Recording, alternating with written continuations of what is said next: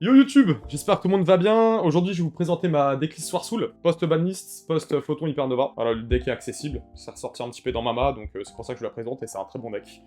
Donc c'est parti, on va commencer pour le deck profile. Alors, les 3 jetons déjà, la classique. Longan, Moye, Taya. Ensuite, starter du deck, Moye x3. La carte que tu as envie d'avoir, main de départ, quand tu commences Go First, quand en Go Second aussi, x3, la meilleure.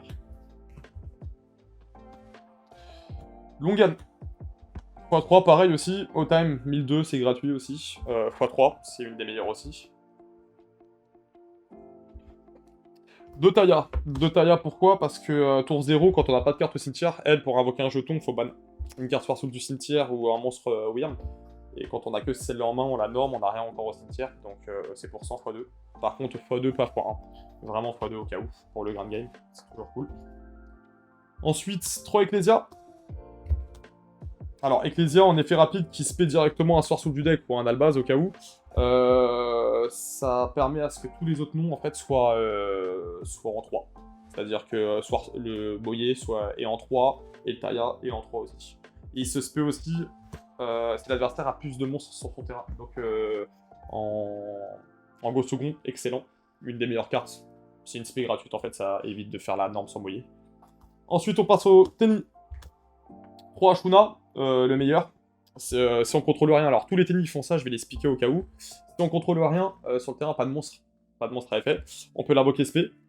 Et au cimetière ou dans la main, on peut la ban en cost pour pouvoir invoquer SP un tennis du deck. Si on contrôle un monstre sans effet. Un jeton par exemple, ou un monk, ou un jeton Nibiru par exemple. Après Nibiru, on peut la ban pour spé un tennis du deck. x3, c'est la meilleure. Ensuite, Vishula, il y en a beaucoup qui le mettent à 3 parce qu'il est vraiment très bon. Vishula, pareil, se fait si on contrôle pas de monstre à effet. Ban. Alors celle-là, c'est pour cibler une carte sur le terrain et la compulse. Magie, piège, monstre. Très fort. x2, je pense que ça suffit amplement. Adara. Adara x2, c'est le seul synthoniseur en Tani. Adara x2, alors elle, pareil, elle se fait aussi pareil que tous les autres. Et elle se ban pour récupérer une carte Tani ou un cibler un monstre Wyrm banni et la récupérer en main. C'est-à-dire que si on banne les Moye et les Longan, pour faire les effets, il y a beaucoup d'effets, vous allez voir après, il y a beaucoup d'effets pour pouvoir les ban, on peut le ban pour pouvoir la récupérer. Ça permet de récupérer le Moye qu'on a ban ou quoi que ce soit. x2 ça suffit, et c'est le synthoniseur aussi. Et la one-off, Shitana. One-off pourquoi? Parce que vous verrez après il y a une carte dans le deck où elle est importante, c'est le seul qui est niveau 4. Son effet, alors elle, il est cool. Vous pouvez bannir cette carte depuis votre main au cimetière, puis cibler un monstre, cibler un de ces monstres détruits. En gros, quand il y a un monstre qui n'a pas d'effet, qui est détruit au combat, et ben on peut le bannir pour le réinvoquer et ça détruit une carte adverse en fait. Ça détruit un monstre adverse. Donc très cool, mais c'est surtout pour partir sur le play synchro, au cas où si on se prend une IP à Morvailer, je vais revenir après là-dessus. Pour cette carte-là. Cercle. Alors je pense que maintenant elle est très importante. En x3. Alors cercle, magie rapide, donc très cool. Sacrifiez un monstre Wyrm pour ajouter un monstre Wyrm depuis le deck à votre main. Et si vous avez sacrifié un monstre non à effet, donc un monstre normal, vous pouvez l'invoquer SP mais t'annules ses effets. Là c'est son premier effet. Donc ça permet en gros, cette carte-là, va permettre à normal Moye effet, l'adversaire fait une Imperm Veiler, par exemple. Cercle, sacrifie Moye. Ça fait proc quand même l'effet de Moye. Ça invoque le jeton. Les jetons, en fait, des Soir Soul sont les synthoniseurs, donc c'est très important. Et tuto. Et comme ça, on peut tuto le niveau 4. Et là, derrière, on peut spé niveau 4 parce qu'on contrôle pas de monstre à effet. Et ça fait quand même 5 ou 8. Donc voilà pourquoi on le met en 1. Ça peut être utile. Son effet au cimetière, c'est très rare. Mais c'est très cool par rapport à ça. Son deuxième effet à cercle, ça permet de tuto n'importe quel monstre Wyrm, mais aussi, faut pas oublier qu'on peut aller tuto Longan. Donc si Longan dans la main, je répète, c'est le niveau 6, qui permet de sortir Baron, et je vous expliquerai après. Donc ça permet d'aller tuto ça. Ça me permet en fait d'aller tuto tous les monstres Wyrm du deck, donc c'est très fort. Et au cimetière, vraiment très cool. On peut alors durant la main phase, si je contrôle un monstre, pas d'effet, donc un jeton par exemple, je peux la bannir pour ajouter un tennis depuis le deck à la main. Donc c'est une carte advantage, ça permet de récupérer très fort. Donc cercle x3 tous les jours. Tous les jours x3. Ensuite, pour avoir encore de la consistance, émergence ABP. Émergence AMP permet d'aller chercher une carte AMP, donc ça c'est les Soursoul. Ajouter un monstre AMP. Si on contrôle un monstre synchro, on peut ajouter un monstre Wyrm.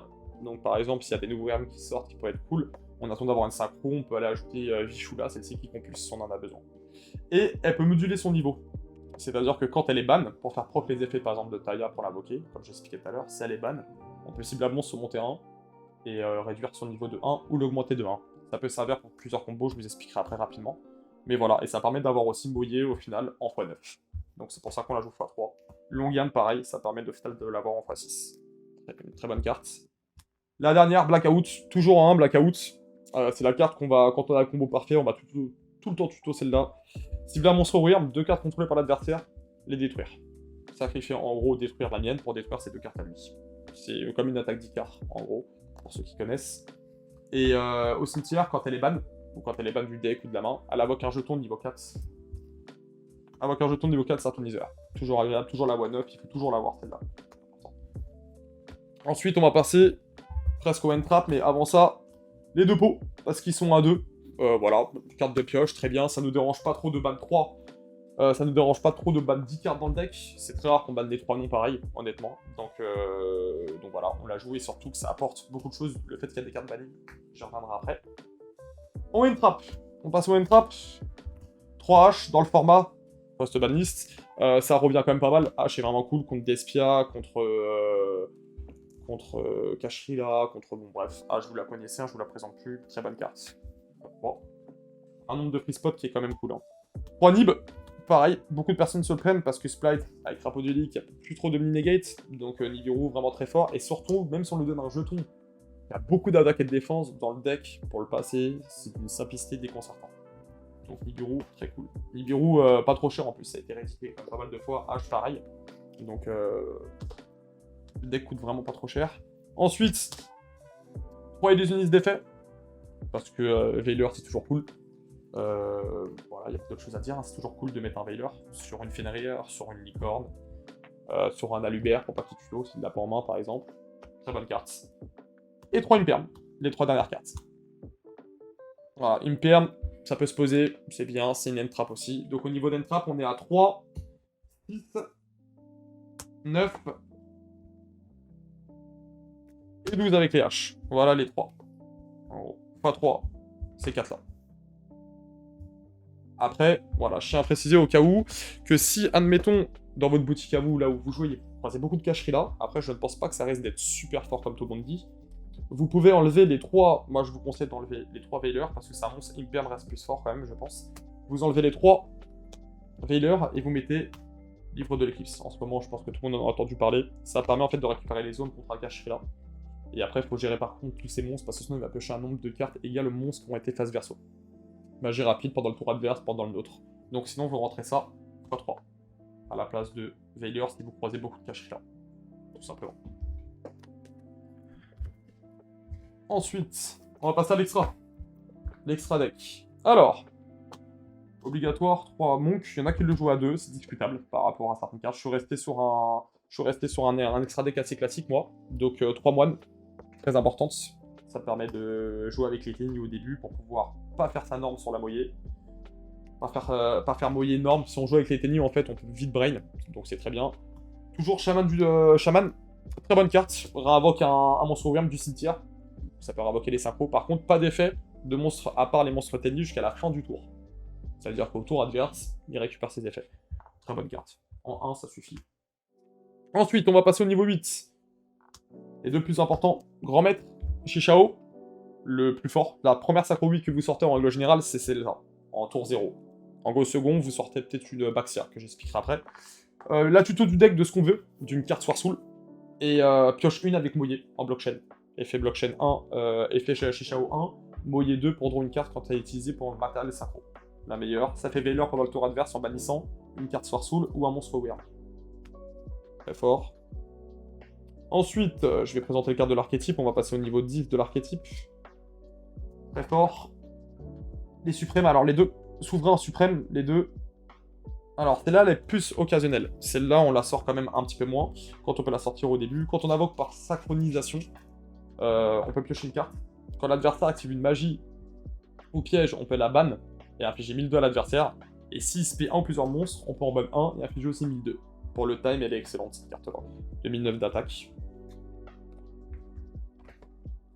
Et celle-là, souverain. Celle-là, c'est le boss monster après du deck. À chaque fois que cette carte doit être détruite, on peut bannir une carte à la place du cimetière. Une carte, hein, tout court. Hein. Donc pas une carte Sourceful, pas de la épée, juste une carte. Et quand il y a une carte qui est bannie, elle peut bannir une carte sur le terrain et cimetière sans cibler.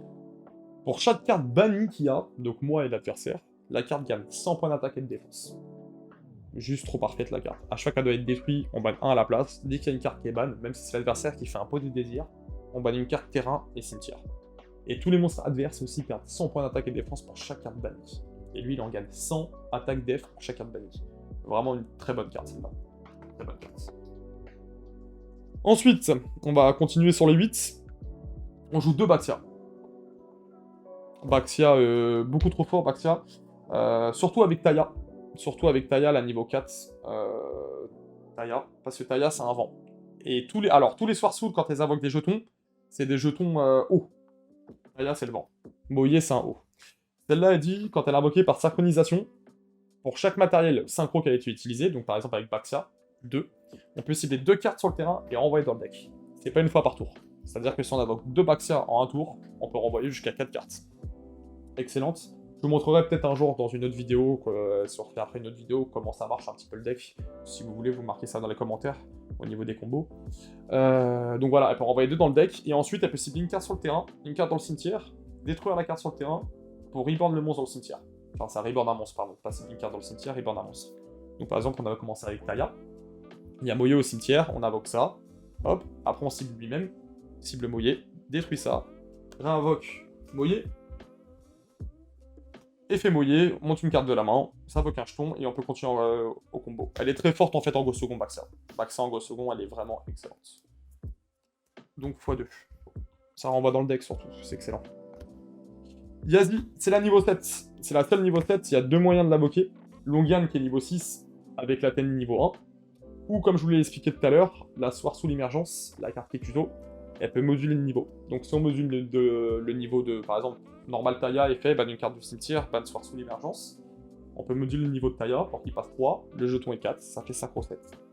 Celle-là est excellente, peut pas être ciblée par l'adversaire. Prends pas une PM, prends pas Veiler, prends pas Compulse par exemple, il y a beaucoup de labyrinthes qui vont arriver.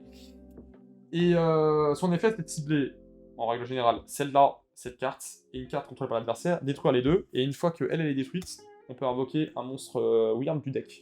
Invoque Moye, invoque Taya pour repartir en combo. Excellente. Toujours à mettre en 1, de toute façon, je pense Yazi. On continue sur les 8. Grajvit, je pense que celle-là, vous la connaissez. Et Draco, Berserker du Tenny. Celle-là, Weird, 3000. Excellente. Lorsque votre adversaire active un effet de monstre, on peut ban le monstre sans cibler. Quand elle détruit un monstre au combat, elle gagne les points d'attaque, c'est permanent, et elle peut re-attaquer un monstre. Excellente, 3000 points d'attaque, ça permet de passer des bons gros tons, ça banne sans cibler. C'est vraiment très cool. Très bonne carte. Et lui, c'est une négate de Malkipiège si on contrôle s'il y a un monstre haut au cimetière. En sachant que Moye est haut, parce que les jetons vont pas au cimetière. Moye est haut, ça permet d'avoir une négate de Majou Piège. 3000 d'attaque, 2002 de défense. Très bonne carte. Ensuite, celui-là, je suis plus trop sûr. Xiaofeng. Xiaofeng, en fait, faut beaucoup le sortir avec Baxia. En fait, avec Baxia et le Tenny niveau 1, ça sort Xiaofeng. Avec celui-là, je vous remonte rapidement. Donc avec Baxia et lui, ça sort celui-là. Alors celui-là, il est un peu plus technique. Moi, je pense que je risque de la cut, celle-là, pour rentrer la nouvelle Jade Glace, niveau 10. Donc voilà, mais je vous la présente quand même. Et la dernière, ou alors on était arrivé à la dernière. La dernière, c'est pas une obligation, parce qu'au niveau budget, c'est un peu plus fort. La Baronne de Fleurs. Voilà, c'est la négate du deck, c'est très fort, elle peut se renvoyer après en stand-by pour pouvoir invoquer un monstre du cimetière de max 9. Negate, et pendant mon tour, elle peut détruire une carte en ciblant. Voilà, au niveau de l'extra deck. Vous pouvez très bien enlever la Baronne et jouer sans, le deck restera très très fort.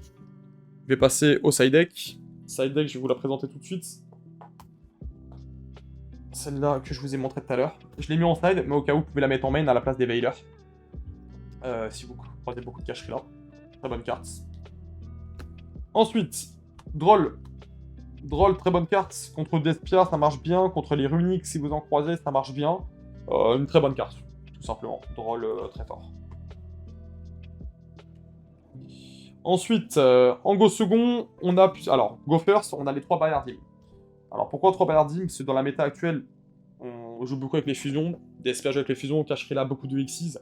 Donc, barrière dim. Et sur une force égale ou sur quoi que ce soit, ça peut se chaîne. Et c'est jusqu'à la fin du tour. C'est-à-dire que si elle est 7, il fait à force égale, on la chaîne. On savait ce que c'était parce qu'on est post-side. On dit X6 pendant tout le tour, il pourra pas jouer. Donc c'est la seule carte qu'on rentre go first. Et pour le go second, 3 orages foudroyants, qui coûtent plus trop cher maintenant qu'ils ont été réédités. Pour péter les magies, les pièges, les monstres, bref, c'est une carte qui est vraiment cool. Ça pète tout. Et à force égale. Voilà, c'est les 3 cartes pour le go second, très fort, en plus des end-traps, en sachant qu'on a dit des end-traps, il y en a 12 dans le deck. Donc excellente. Et voilà, et c'est tout pour moi. Si vous avez des questions et si vous voulez voir les combos, n'hésitez pas, je vous ferai une vidéo si vous voulez. Une vidéo des combos, comment le deck fonctionne.